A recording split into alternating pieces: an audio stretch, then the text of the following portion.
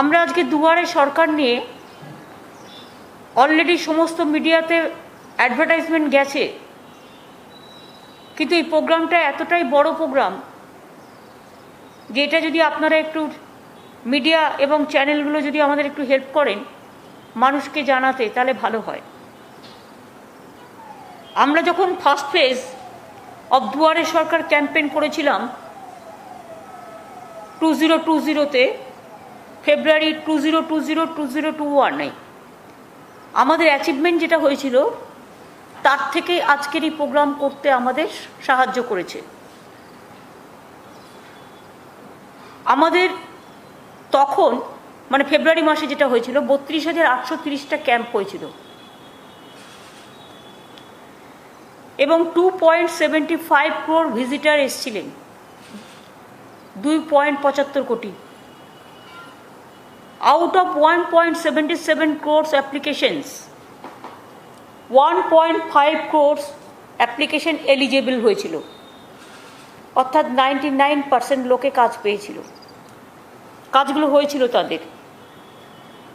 তার মধ্যে দু একটা যদি আপনাদের আমি বলি, just as example, 85 lakhs families enrolled under Swasthya Sathi স্কিমে এনরোল হয়েছে, তাদের নাম নথিভুক্ত হয়েছিল। 22 লক্ষ কাস্ট সার্টিফিকেট ডিস্ট্রিবিউশন হয়েছিল।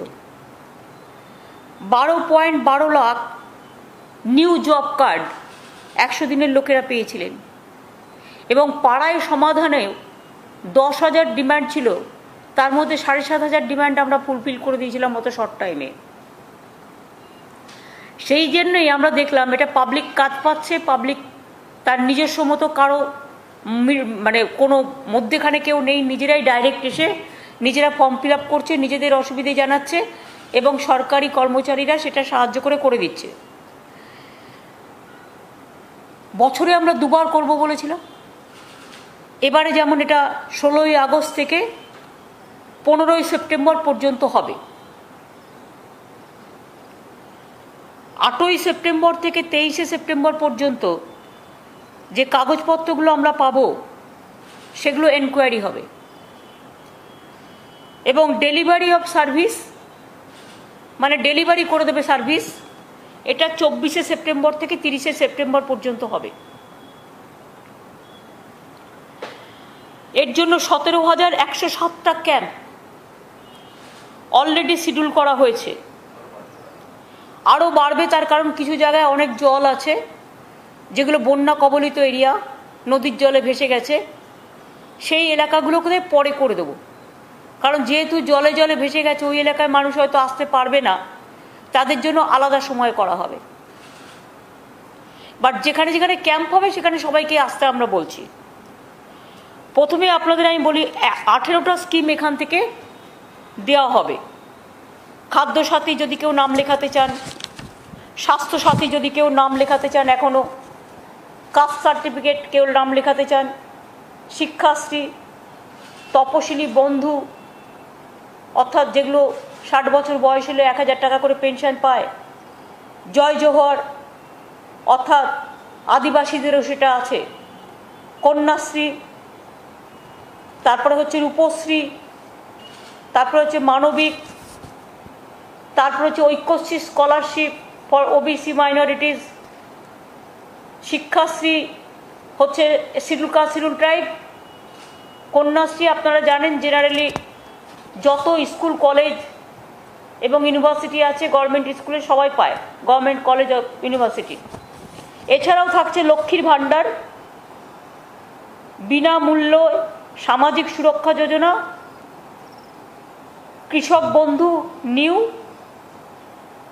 100 দিনের কাজ, students credit card, land record correction and mutation, প্রত্যেকটা কিন্তু খুব ইম্পর্টেন্ট সাধারণ মানুষের জন্য। আধার রিলেটেড সার্ভিস যদি কেউ না পেয়ে থাকে করে ফেলুন, ব্যাংকিং রিলেটেড সার্ভিস, নতুন অ্যাকাউন্ট ওপেন করা, এগুলো সবগুলোই হবে এখান থেকে, এইসব ক্যাম্প থেকে। এবং পাড়ায় সমাধান অ্যাপ্লিকেশন অ্যাকসেপ্ট করা হবে 16ই আগস্ট থেকে 31শে আগস্ট পর্যন্ত। এবার আপনাদের আমি আর একটা কথা বলি যে লক্ষ্মীর ভাণ্ডারের জন্য কোনো রকম কোনো ভুল বোঝাবুঝি নয়, চিন্তা নয়, টোটাল ফ্রি অফ কস্টে ফর্ম পাওয়া যাবে। আমাদের একটা ইউনিক নাম্বার দেওয়া থাকবে ক্যাম্প থেকে। প্রথমে যে মা বোনেরা আসবেন এন্টাইটেল, তারা লক্ষ্মীর ভাণ্ডার ক্যাম্পে যাবেন। আগে যেমন দুয়ারে সরকারে গিয়ে রেজিস্ট্রেশন করতে হতো, তারপরে আর একটা ক্যাম্পে যেতে পারতেন। আমরা এটাকে সরলীকরণ করেছি। দুয়ারে সরকারের যে লক্ষ্মীর ভাণ্ডারে যাবেন, তিনি লক্ষ্মীর ভাণ্ডার ক্যাম্পে যাবেন। তখন লক্ষ্মীর ভাণ্ডার ক্যাম্পে যে গভর্নমেন্টের অফিসার আছে, তিনি আপনাকে একটা ফর্ম দেবে। সেই ফর্মটায় একটা নির্দিষ্ট নাম্বার থাকবে এবং তার কাছেও সেই নাম্বারটা রেকর্ড করা থাকবে। এই ফর্মে ডুপ্লিকেট করা যাবে না, আর এই ফর্ম ছাড়া অন্য কোনো ফর্ম জমা নেওয়া হবে না, যাতে কোনো রকম এটাকে কেউ মিসইউজ করতে না পারে। সম্পূর্ণ বিনামূল্যে ফর্ম পাবেন। ফর্মটা পেয়ে আপনারা ফর্মটা ওখানে ফিল আপ করবেন, ফিল আপ করে জমা দেবেন। মনে রাখবেন, ফর্মের সাথে একটা ইউনিক নাম্বার দেয়া থাকবে।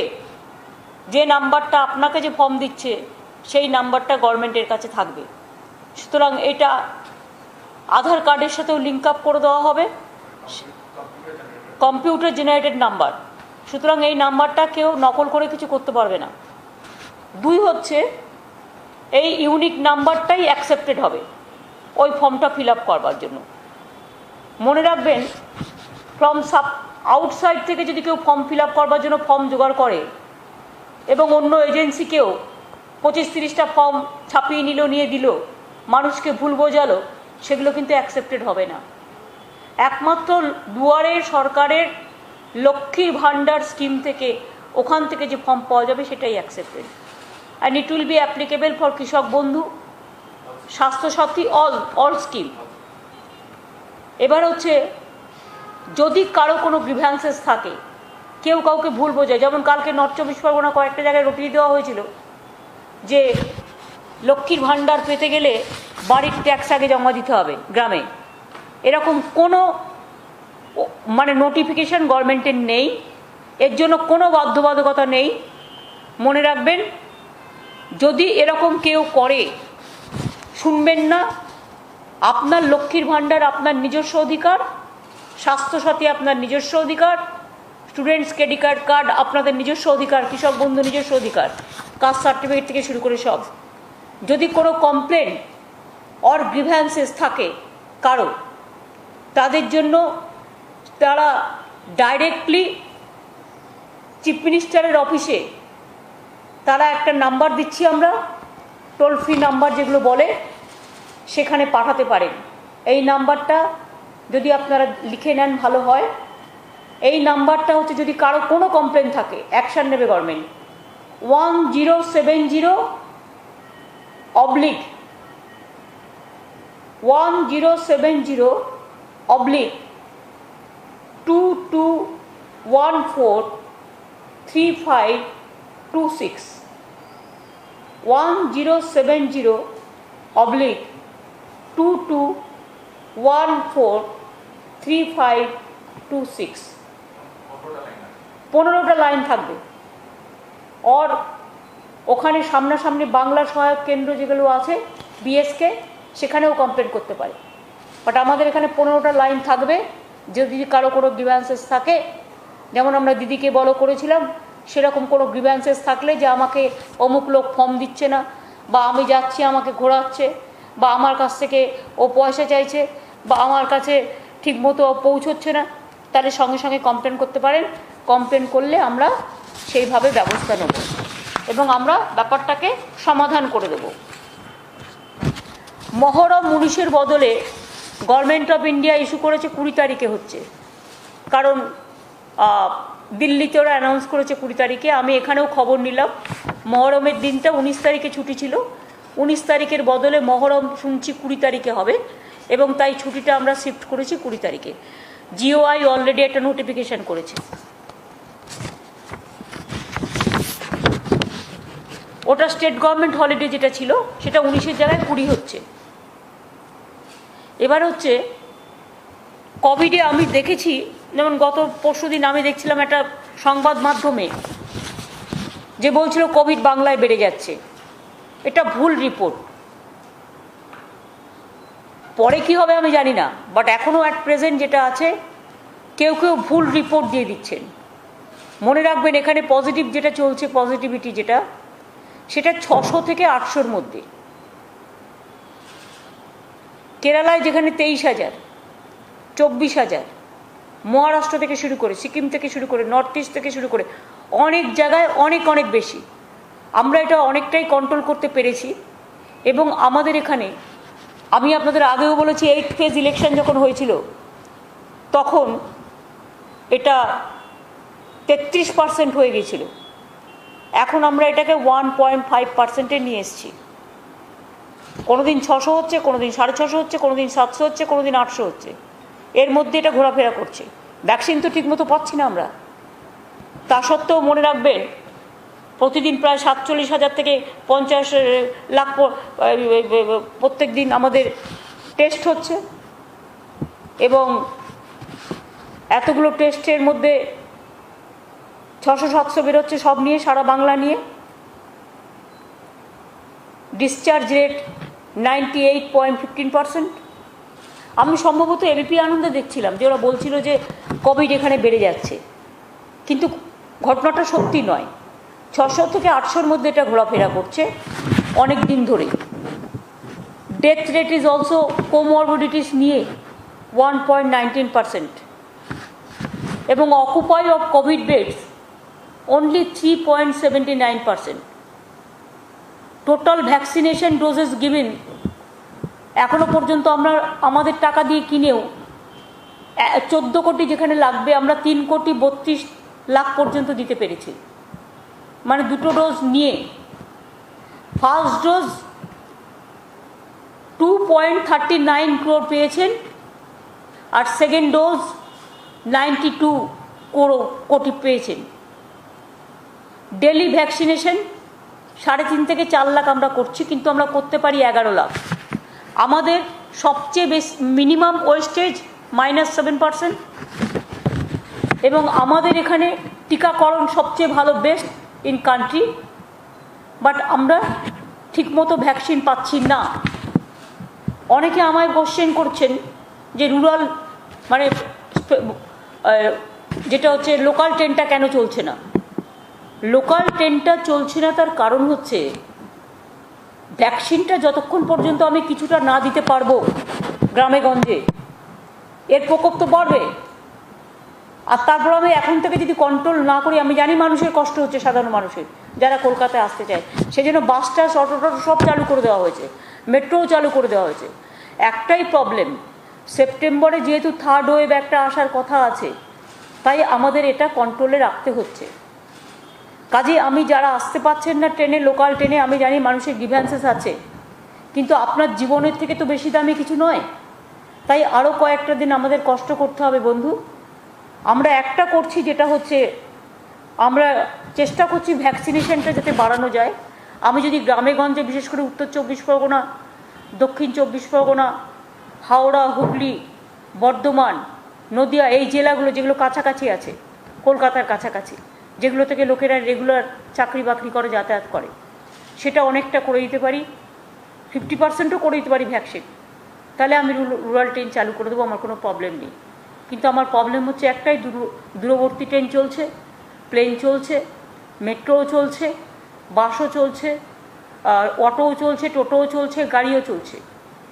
কিন্তু লোকাল ট্রেনটা আমরা আরও কিছুদিন সময় নিচ্ছি, তার কারণ আমাকে থার্ড ওয়েভটা একটু দেখে নিতে হবে। আর থার্ড ওয়েভ এক্সপার্টসরা বলছেন বিশেষ করে বাচ্চারা আক্রান্ত হতে পারেন, কাজেই শিশুরা আমাদের ভবিষ্যৎ। হয়তো একসাথে ট্রেনে আমরা বললাম নিয়ম মেনে যান, কিন্তু নিয়ম মেনে তো যাওয়া দূরের কথা, দেখলাম গাদাগাদি করে করে সবাই চলে গেল, ফলে প্রবলেম হয়ে যাচ্ছে। যার জন্য ধর্মীয় অনুষ্ঠানগুলো আমাদের রেস্ট্রিকশানের মধ্যে দিয়ে করতে হচ্ছে। সুতরাং আরও 15 দিন এটা থাকবে, আগস্টের 30th পর্যন্ত।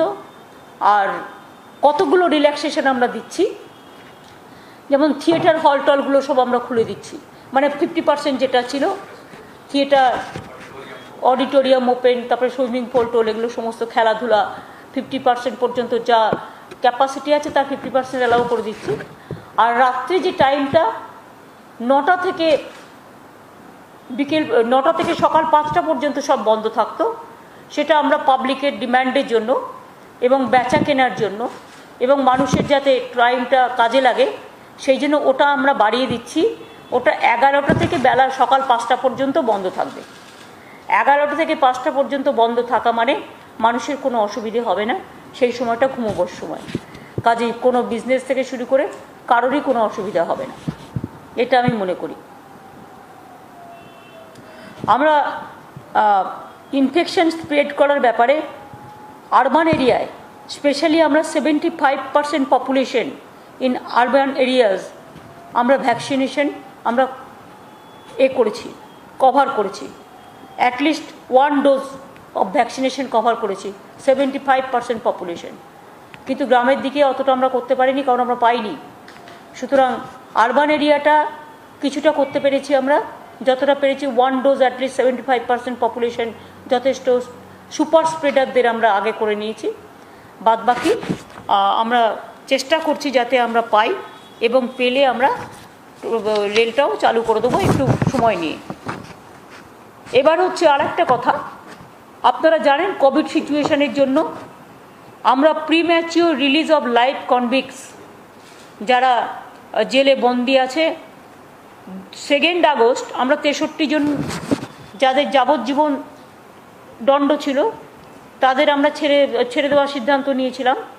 61 জন মেল যাদের বয়স 60 বছর আর 2 জন female aged more than 55 years, তারা পরিবারের সাথে থাকুক, এই জন্য আমরা 63 জনকে ছেড়ে দেওয়ার সিদ্ধান্ত নিয়েছিলাম। এখনও আমাদের state sentence review board further review করে, যেহেতু আমরা প্রিম্যাচিওর রিলিজ করছি কোভিড সংক্রান্ত ব্যাপারে, সেই জন্য আমরা আবার আজকে একটা সিদ্ধান্ত নিয়েছি, আরও 73 জন কনভিক্টসকে আমরা হিউম্যানিটেরিয়ান গ্রাউন্ডসে ছেড়ে দিচ্ছি, বিকজ তারা যাতে তাদের পরিবারের সাথে থাকতে পারে। এবং এদের মধ্যে বিশেষ করে আউট অফ দিস 73 66 জন মেল এবং 65 জন এর মধ্যে হচ্ছে অ্যাবভ 60 এবং 7 জন female life convicts aged more than 55 years. সুতরাং আগেই আমরা এই মাসে আমরা 66 জনকে আগে করেছি এবং 63 জনকে আগে করেছি, আজকে আবার 73 জনকে করার সিদ্ধান্ত হলো। এটা একটা বড় সিদ্ধান্ত। সুতরাং যাদের 55 বছর এবং 60 বছরের মধ্যে ঘোরাফেরা করছে বয়স, তারা পরিবারের সাথে গিয়ে থাকুক, আর তাদেরও বেশি বয়স যাদের আছে তাদের আমরা অ্যালাউ করে দিচ্ছি বাড়িতে থাকতে, সেগুলো তারা যে সিস্টেমের মধ্যে পড়ে সেই সিস্টেমের মধ্যে দিয়েই বাড়িতে থাকছেন।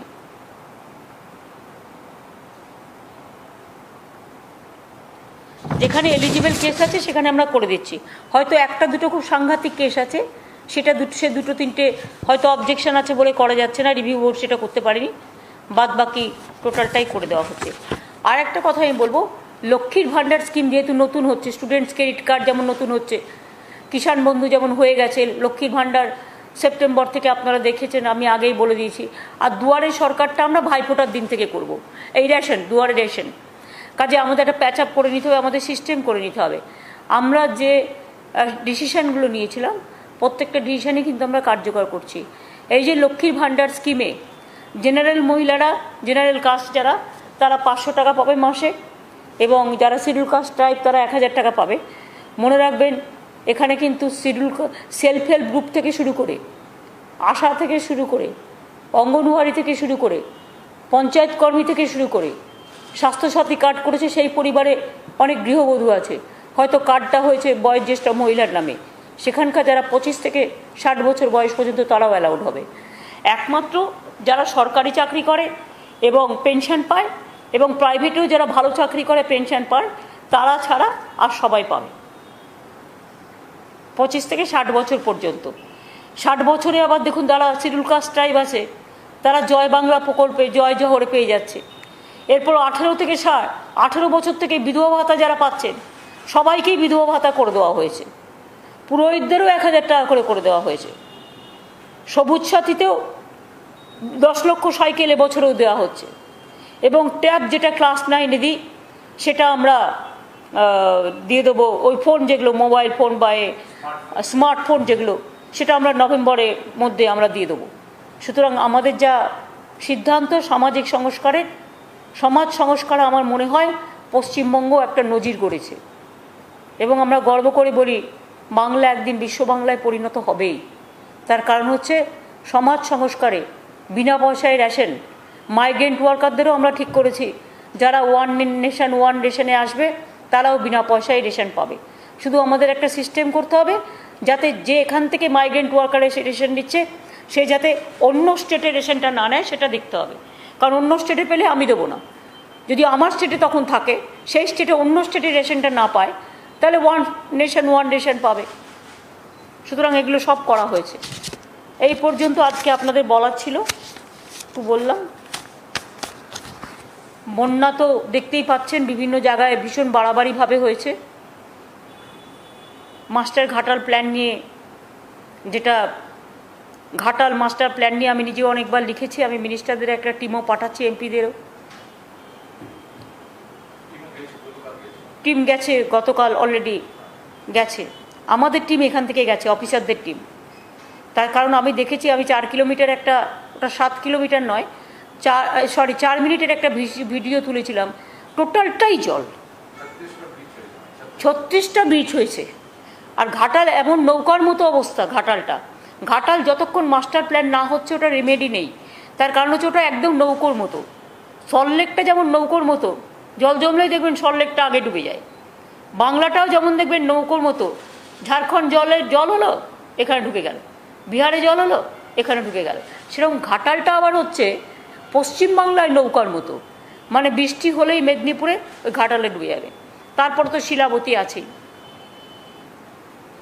Shilabati, Kangsabati, DVC, Panchet, Tenughat, so many, Mayurakshi. সুতরাং সব দিক দিয়ে মানুষ প্রতিবারই বিপদে পড়ে। আমি দেখছি ওয়ান অল্টারনেটিভ ইয়ার হচ্ছে, 15 হয়েছে, 17 হয়েছে, 19 হয়েছে, আবার 21 হলো।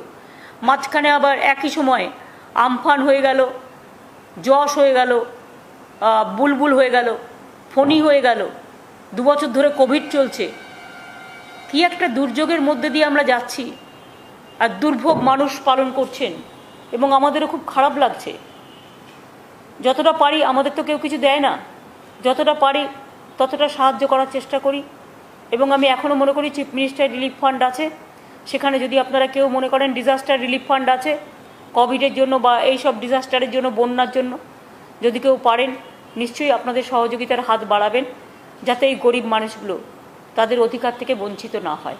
আমরা গভর্নমেন্ট তো একা সব কিছু করতে পারি না, সবাইকে নিয়েই করতে হয়। কাজেই আমরা যতটা পারছি করছি, আপনারাও যদি কিছু করতে পারেন ভালোই হয়। তিপ্পল দেওয়া থেকে শুরু করে, চাল তো আমরা বিনা পয়সায় দিই, জিআরও দিই, বেবি ফুড থেকে শুরু করে, ড্রাই ফ্রুট, চিড়ে মুড়ি থেকে শুরু করে, আলু ডাল থেকে শুরু করে, তেল থেকে শুরু করে, যেগুলো মানুষের প্রয়োজন, যদি আপনারা দিতে পারেন ভালোই হয়, আমরা পৌঁছে দেবো। সবাইকে এর জন্য টাকা তুলতে হবে না বাইরে থেকে, অনেকে নিজস্ব অর্গানাইজেশন থেকেও দিতে পারে, সিআরের কাজেও করতে পারেন, সেটা যদি দেখে নেন ভালোই হয়। কোভিডের সময় আপনারা কিছুটা হেল্প করেছিলেন, যার জন্য আমরা যারা যারা হেল্প করেছিলেন সেই টাকায় আমরা অনেকটা ভ্যাকসিন কিনতে পেরেছিলাম। এই পর্যন্ত। আবার কি হলো দিদি? সাম্প্রতিক সময় একটি চিঠির কথা জানা গেছে, যেটা আন্তর্জাতিক সংস্থা, তারা আপনাকে আমন্ত্রণ জানিয়েছে বিশ্ব শান্তি বৈঠকে যোগ দেওয়ার জন্য। কিন্তু তার সঙ্গে আরো একটা বিষয় আছে, সেই চিঠিতে একটা জায়গায় লেখা আছে যে গত 10 বছর ধরে আপনি যেভাবে সাধারণ মানুষের উন্নয়নে কাজ করেছেন, এইটা প্রসঙ্গটা উত্থাপন করা হয়েছে। কিন্তু পাশাপাশি দেখা গেছে সাম্প্রতিক সময় একটি সর্বভারতীয় পরীক্ষাতে পোস্টপোন ভায়োলেন্স নিয়ে বলা হয়েছে। তো এরকম একটি চিঠি আসা আন্তর্জাতিক ক্ষেত্র থেকে, এবং সেক্ষেত্রে একটা সর্বভারতীয় পরীক্ষা, এভাবে একটা প্রশ্ন আসে। আপনি যেহেতু ভালো চিঠিটাকে গুলিয়ে দিলেন আর একটা পলিটিক্যাল কোয়েশ্চেন করে, তাই আই হ্যাভ নো রিপ্লাই। সাংবাদিক হয়ে আগে জানবার চেষ্টা করুন কোনটা জিজ্ঞেস করা উচিত কোনটার সাথে।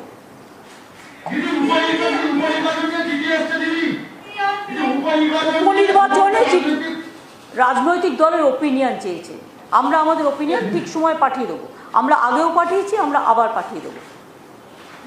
দিদি এটা কি সময় নষ্ট করার জন্য? কি সুতপা কি বলছে নাকি জানি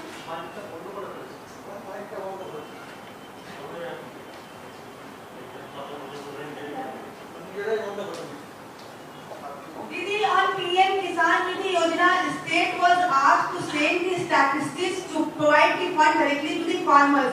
Has the central government given support to the farmers, or all the statistics has been approved by the central government? whatever they have the name who are entitled, we have sent the list, but they have deprived about 2 lakhs people. They have not given 11 lakhs people. This is the deprivation, and we are giving all farmers. Even they are giving only who have 2 acres of land, but we are giving 10,000 who have 1 acres of land. Even 1 kattha of land we are giving 4,000. So PSC exam, the CAPF question.